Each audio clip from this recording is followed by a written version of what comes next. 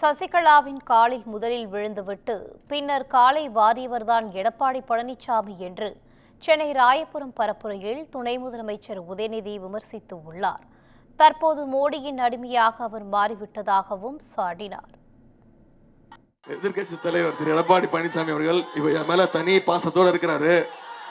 அவரை மேன்மேலும் புண்படுத்த நான் விரும்பல. அவர் இன்னும் நல்ல ஆயுளோட டென்ஷன் ஆகிறாரு. பிபி மாத்திரை சாப்பிட்டு டென்ஷன் ஆகிறாரு. அதனால நீங்களே ஒட்டுமொத்த தமிழ்நாடும் அந்த போட்டோவை ஏற்கனவே பார்த்துருச்சு. இப்ப என்ன சொல்றாருன்னா அப்படியே பிளேட்டை மாத்திட்டாரு. என்ன தெரியுமா சொல்றாரு?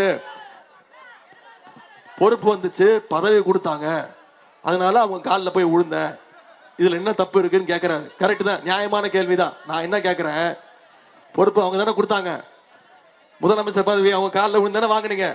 ஆனா என்ன பண்ணீங்க? அந்த அம்மா காலை மாறி விட்டு நீ என்ன பண்ண, நீயா என்ன முதலமைச்சர் ஆகணும்னு கேட்டவர் தான் இந்த அனுபவம் மிக்கவர். அந்த அனுபவம் எனக்கு கிடையாது. அதனால திரு எடப்பாடி பழனிசாமி அவர்கள் நல்ல ஆயுளோட இருக்கணும். அதிமுகவுடைய நிரந்தர பொதுச் செயலாளர் அவர் தான் இருக்கணும். நம்முடைய திராவிட மாடல் 2.2 ஆட்சியில நம்முடைய தலைவர் மீண்டும் செய்கின்ற சாதனை எல்லாம் அவர் இருந்து பார்க்கணும். நான் உங்ககிட்ட கேட்டுக்கொள்வதெல்லாம், நம்முடைய தலைவர் திரும்ப திரும்ப சொல்றது ஒரே ஒரு விஷயம் தான். வர்ற சட்டமன்ற தேர்தல் டெல்லி அணியா தமிழ்நாடு அணியா? டெல்லி அணி வர்சஸ் தமிழ்நாடு அணி.